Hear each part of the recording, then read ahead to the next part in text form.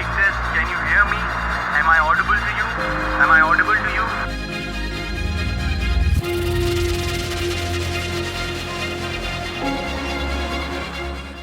Land से बहुत दूर बीच समंदर में सेल करते हुए हम बाकी दुनिया से कनेक्टेड कैसे रहते हैं? What all communication equipments do we have on board a cargo ship? Let's find out. Hello everybody, welcome to another episode of Horizon Tales. Merchant ships पानी पर तैरती हुई एक फैसिलिटी की तरह होते हैं. On board a cargo ship हमारे पास वो सारे इक्विपमेंट्स अवेलेबल हैं जिनकी मदद से हम बाकी दुनिया से कनेक्टेड रहते हैं. In this episode शिप के कम्युनिकेशन इक्विपमेंट्स के बारे में जानेंगे. उनकी लोकेशन कहाँ पर होती है, वो काम कैसे करते हैं और हम उनका यूज़ करके कैसे एक स्टेबल कम्युनिकेशन एस्टैब्लिश कर सकते हैं. On board a cargo ship, there are mainly two types of communication equipments available: internal and external. Internal communication equipments वो कम्युनिकेशन इक्विपमेंट्स जिनसे हम इंटरनली शिप पर अपने फेलो क्रू मेंबर्स से कम्युनिकेट कर सकते हैं. कार्गो शिप्स पर काफ़ी सारे कंपार्टमेंट्स और स्पेसेस होते हैं. During our daily routine jobs अगर कोई क्रू मेंबर दूर किसी कंपार्टमेंट में काम कर रहा हो तो उसे कम्युनिकेशन करने के लिए हम यूज़ करते हैं ये walkie talkie. It works on radio frequency and has various working channels. In addition to it, हमारे पास होता है ये intercom phone, sound powered telephone and talkback system, through which we can communicate to various locations on board a cargo ship. In equipments की location कुछ ऐसी होती है कि most of the important places of the ship are covered under them. Now let's talk about external communication equipments. External communication equipments means communication from ship to ship and ship to shore. इस purpose के लिए we have various kinds of equipments available on board. Those are VHF, MFHF, SAT-C, NBDP, SAT, EPIRB, VSAT and Starlink. All of these equipments are located inside the navigation bridge. VHF and MFHF are radio equipments. ये radio frequency पे काम करते हैं. SAT-C and VSAT ये satellite equipments हैं. ये काम करते हैं सैटेलाइट सिग्नल पर. सैटेलाइट कवरेज एरिया के अकॉर्डिंग जब एक कार्गो शिप एक स्पेसिफिक कवरेज एरिया में रहता है then this equipments receive signal and information from that satellite. SAT C का एंटीना लोकेटेड होता है on monkey island which is the topmost part of the ship. Then comes SART and EPIRB. इन equipments का use होता है only in case of emergency. अगर हमें ship को अबैंडन करना पड़े then we have to carry SART and EPIRB together with us on lifeboat and life raft. अब ये सब तो हो गए ऑफिशियल कम्युनिकेशन इक्विपमेंट्स. हम पर्सनली कम्युनिकेशन के लिए क्या यूज करते हैं? On this ship we have Iridium, VSAT and Starlink antenna. ये सब सैटेलाइट सिग्नल पर काम करते हैं. थ्रू दीज इक्विपमेंट्स हमें मिलता है on board internet and free wifi, by means of which we stay connected to our loved ones. Let me take you to the Monkey Island जहाँ पर इन सारे communication equipments के antennas located है. Okay guys, so we are here on the Monkey Island. This is the topmost part of our ship's accommodation. यहाँ Monkey Island पर जितने भी हमारे radio equipments और satellite equipments के antennas हैं वो होते हैं. These are located over here. सारे antennas हमारे यही Monkey Island पर located होते हैं क्योंकि monkey island is the topmost part of the ships accommodation. और मैं आप लोगों को मंकी आइलैंड का पूरा टूर देता हूँ, दिखाता हूँ कि हमारे पास यहाँ पे कौन कौन से एंटीनास कहाँ पर लोकेटेड हैं और उनका यूज हम कैसे करते हैं टू एस्टैब्लिश रिमोट कम्युनिकेशन.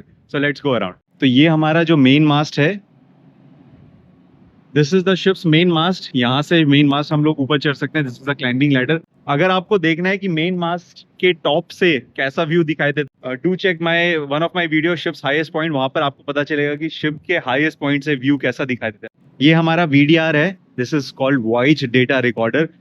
आप लोगों ने ब्लैक बॉक्स सुना होगा फ्लाइट पे जो रहता है एरोप्लेन पे. So this is voice data recorder. ये शिप का ब्लैक बॉक्स होता है. यहाँ पर हमारे पास VHF जो कम्युनिकेशन रेडियो कम्युनिकेशन इक्विपमेंट है VHF उसका एंटीना है. So this is the antenna of VHF. इधर गाइस ये हमारा वेदर फैसिमाइल. ये जो एंटीना देख रहे हैं आप पूरा लंबा सा ऊंचा सा वेदर फैसिमाइल. जो भी वेदर रिलेटेड हम लोगों को इन्फॉर्मेशन मिलती है वो इसके थ्रू मिलती है.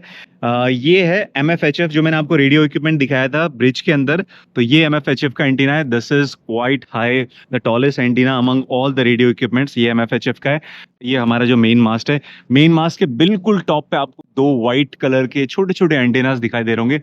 वो एंटीनास है हमारे SAT-C के. SAT-C basically it establish communication through satellite communication establish करता है. That's why these antennas are quite small और बिल्कुल टॉप पर होते हैं ताकि उनको एक अनऑब्स्ट्रक्टेड व्यू मिले ऑल अराउंड.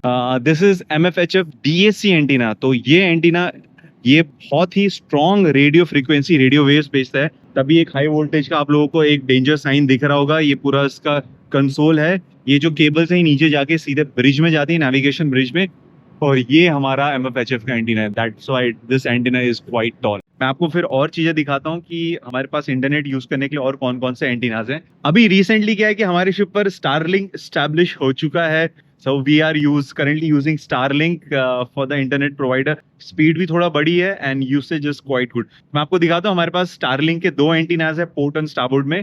स्टारलिंक का एंटीना कैसा दिखाई देता है? So this is our Starlink 1 antenna, that means ये नंबर 1 स्टारलिंक का एंटीना है। हमारे पास 2 हैं, एक इधर पोर्ट साइड में और दूसरा उधर स्टारबोर्ड साइड में। ये आपको दिख रहा होगा, ये इसका टॉप व्यू है, और यहाँ से जो केबलिंग है ये सारी की सारी ब्रिज के अंदर जा रही है। वहाँ पे हमारा सर्वर है जिसके थ्रू पूरे शिप पर इंटरनेट डिस्ट्रीब्यूट होता है।